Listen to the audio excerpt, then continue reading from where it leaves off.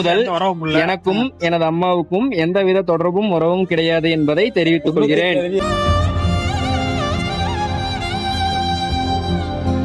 நல்லா இருக்கீங்களா? நல்லா இருக்குது. நீ சாப்பிட்டியா? நானு இப்பதான் சாப்பிட்டேன்.